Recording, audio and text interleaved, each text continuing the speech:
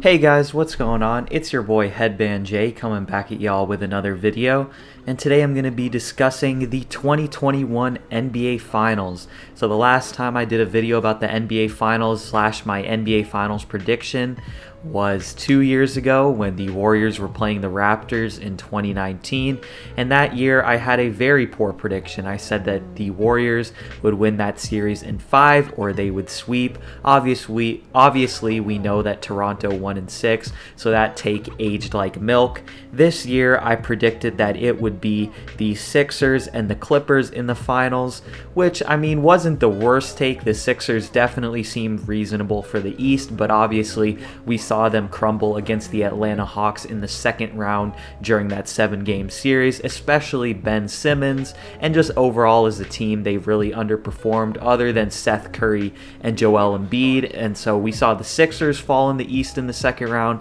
and then in the West we saw the Clippers fall in the conference finals in 6 games to the Phoenix Suns, and they did not have Kawhi Leonard for that entire series. In my personal opinion, it would have been a much different series if they had Kawhi Leonard and Paul George on the floor at the same time. I mean, we saw that Clippers team extend the series to 6 and Paul George have some very good games.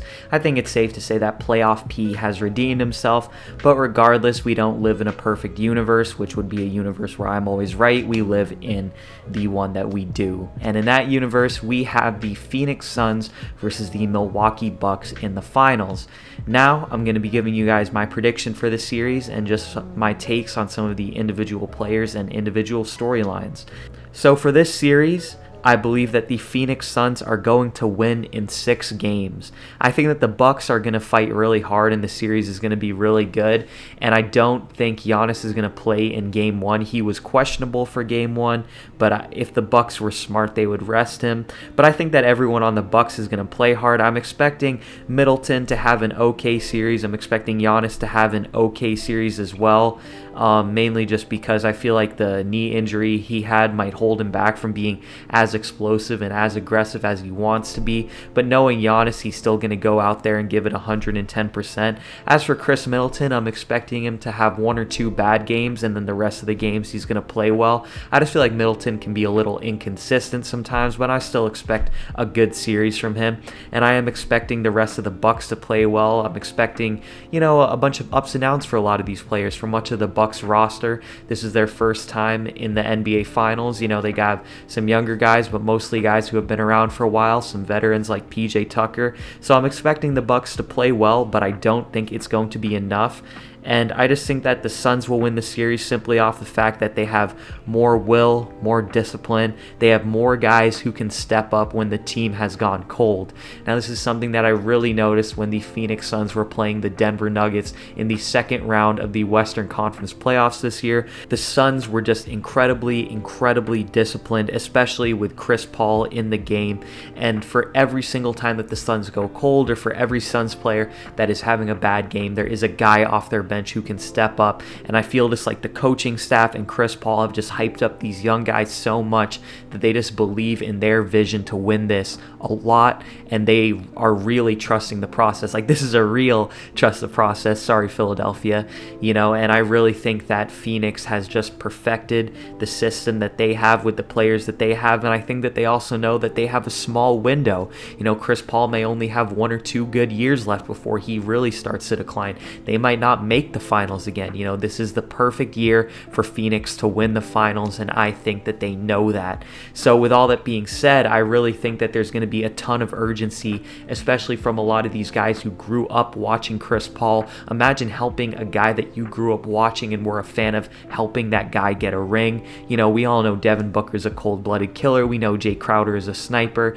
We know the Suns have some really great role players. I just think the Suns have more pieces than the Bucks. I think they have more pieces and more guys and more role players who can step up when the team needs it. And obviously, I would take Chris Paul and his leadership and what he brings to a team over what Chris Middleton and Giannis can bring. And that's not to take anything away from Chris Middleton and Giannis. I just think this year Chris Paul has been so valuable to his team.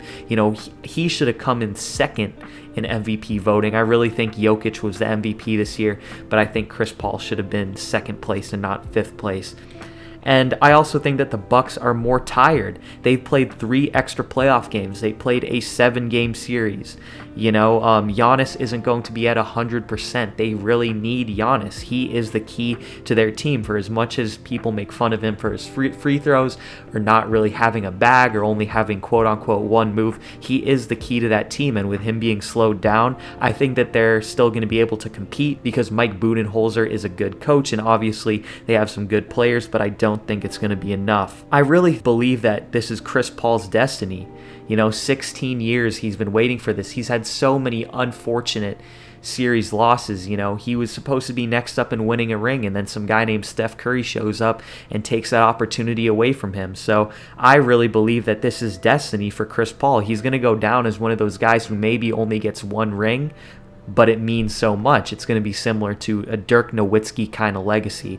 So I really think that this is a perfect ending for Chris Paul, and I'm hoping that he gets this ring.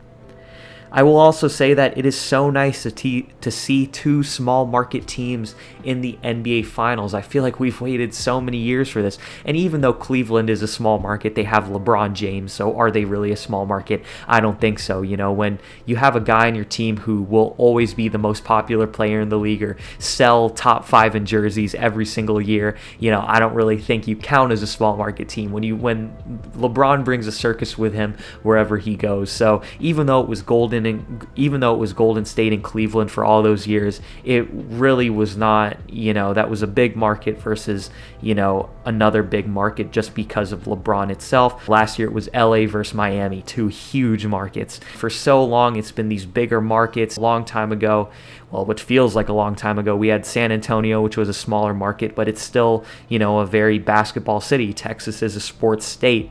So it's so nice to have Milwaukee, a team that hasn't been in the finals since like 1974, and the Phoenix Suns, a team that hasn't been there since the 90s with Charles Barkley. So it is so nice to have 2 small market teams back in the finals who have been through it all, who have gone through the storm, who have weathered it.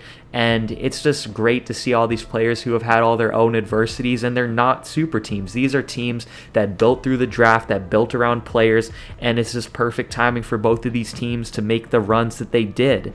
So I'm very happy with the teams in this finals, and even though big market teams do tend to have the best players, thus leading to the most exciting games, I think that this is a really good change of pace. So my final prediction for the series, I'll give you guys a game-by-game breakdown. The Suns will win the first 2 games, the Bucks will win the next 2, and then the Suns will close it out in 6 games. The series is starting out in Phoenix, and the first game is in 2 hours, so I gotta hurry and get this edited. But yeah, that's my prediction for the series, and also Chris Paul will be the Finals MVP. But that's my prediction. Let's see how well this one ages.